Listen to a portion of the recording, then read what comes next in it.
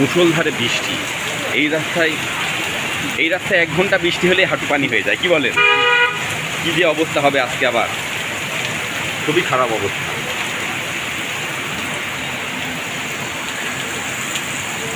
এই যে পানি জমা শুরু হয়ে গেছে।